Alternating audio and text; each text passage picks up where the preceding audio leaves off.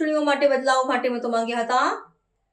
Game changer 11 વર્ષમાં name changer બનીને રહ્યા છે। કોંગ્રેસ સામે સતત આક્ષેપો કરી રહ્યા છે, પરંતુ તમામ યોજનાઓ કોંગ્રેસની જ છે। ગરીબ અને મધ્યમ વર્ગના લોકો માટેની હંમેશા યોજનાઓ લાવ્યા હતા। મનરેગા નામ બદલાવીને મહાત્મા ગાંધીનું અપમાન કરવામાં આવી રહ્યું છે, જો આક્ષેપ કરતા કોંગ્રેસ પ્રવક્તા ડોક્ટર મનીષ દોશી। કેન્દ્રની અંદર 2014માં વિવિધ ચૂંટણી પ્રચાર દરમિયાન બદલાવ માટે મત માંગનારી મોદી સરકાર સત્તામાં આવતાની સાથે જ નેમ ચેન્જર તરીકે કામ કરી રહી છે। ચૂંટણી પહેલા સભાની અંદર ગેમ ચેન્જરની વાતો કરનાર મોદી સરકાર છેલ્લા 11 વર્ષની અંદર નામ બદલાવની કામગીરી એટલે કે નેમ ચેન્જર તરીકે કામ કરી રહી છે। કોંગ્રેસની વિશે ગમે તેમ અનાપ શનાપ આક્ષેપો કરવા, પણ એક પણ યોજના એવી નથી મોદી સરકારની કે જેમને પોતે શરૂ કરી હોય અને એનો શ્રેય લઈ શકે, કારણ કે એમને હંમેશા બદલાની ભાવનાથી કામ કરી રહી છે।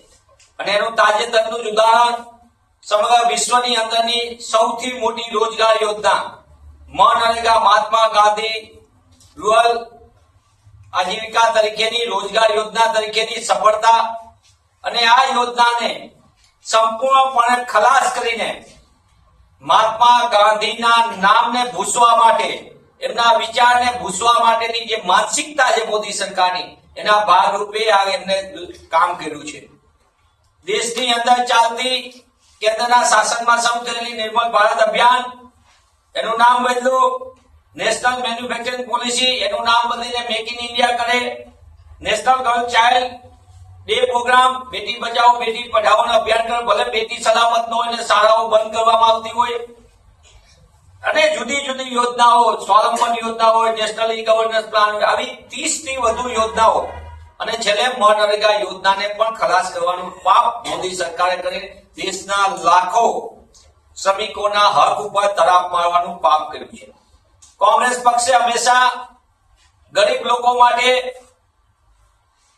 દેશના સામાન્ય લોકો માટે અને મધ્યમ વર્ગને એની તમામ ક્ષેત્રમાં પ્રગતિ થાય, એટલે કે શિક્ષણનો અધિકાર હોય, સામાન્ય નાગરિકને સશક્ત બનાવવાનું એટલે કે રાઇટ ટુ ઇન્ફોર્મેશન, માહિતી અધિકાર હોય, આદિવાસી સમાજને જંગલના જમીનના અધિકાર આપવાની વાત હોય, કે પછી ખેડૂતોને યોગ્ય વળતર સાથેની વાત હોય, કોંગ્રેસ પક્ષે હંમેશા એ કામ એ દિશામાં કર્યું ને મજબૂતીથી કર્યું છે।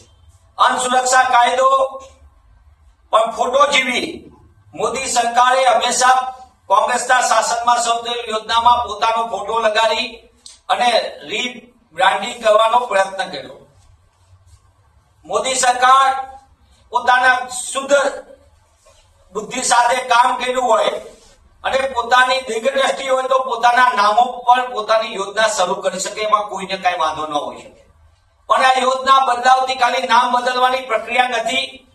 આના કારણે ધારો કે મનરેગા યોજના સંપૂર્ણ કાનૂન આધારિત રોજગાર યોજના, 100 દિવસની રોજગાર, ભાજપા સરકારે છેલ્લા 10 વર્ષની અંદર મનરેગા યોજનાને તોડી નાખવા માટે, એને સંપૂર્ણ ઢીલી પોચી કરી નાખવા, કમજોર કરવા માટે 42 દિવસથી 46 દિવસનો જ રોજગાર મળે તેવી અવ્યવસ્થાને અરાજકતા ઉભી કરી।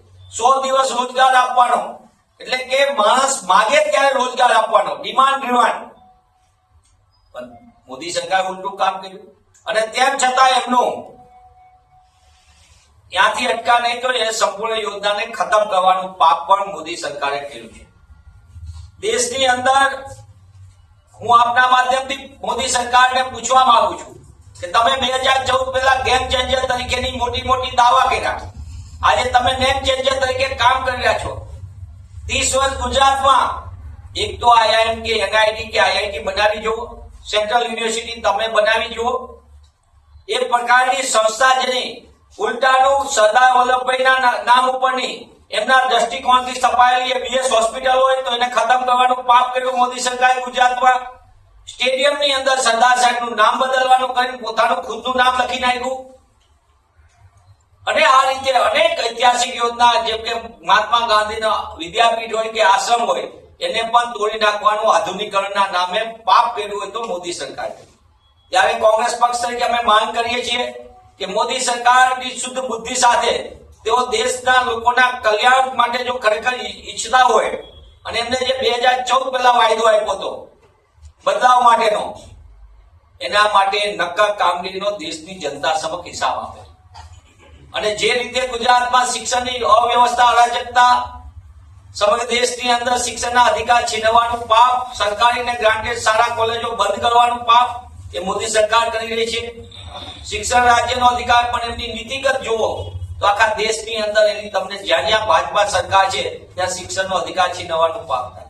જ્યાં જ્યાં ભાજપા સરકાર ત્યાં જીવન જીવવાનો અધિકાર છીનવવાનું પાપ થાય.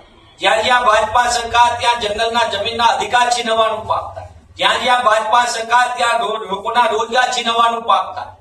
અને જ્યાં જ્યાં ભાજપા સરકાર ત્યાં બદલાવનું કામકાજ થાય. બદલાવ માટે નહીં, બદલાવ માટેનું કામ થાય. આ એમનું અસલી ચાલ ચલન ચરિત્રને ચહેરો આપની સમક્ષ મૂકી રહ્યો છું. હું પુનઃ એ કહું છું કે ભાજપા સરકારના નામ બદલવાના કારણે દેશની તિજોરી ઉપર એક યોજનામાં ખાલી એક યોજનાની અંદર નામ બદલવાના કારણે ઓછામાં ઓછું 5,000 કરોડ રૂપિયા સરકારી તિજોરી ઉપર ભાર પડશે. 5,000 કરોડ રૂપિયાનું. દેશની અંદરના 5 લાખ ગામની અંદર નવી ટેસ્ટરી થશે, નવા સ્ટેમ્પ બનશે, નવી પદ્ધતિઓ ઊભી થશે, નવી જાહેરાતો આવશે અને નવા નવા હોર્ડિંગો લાગશે. એનું બ્રાન્ડિંગ કરવા માટેનો ખર્ચ થશે અને મોદી સાહેબના કટઆઉટ લાગવા માટેનો ખર્ચ થશે.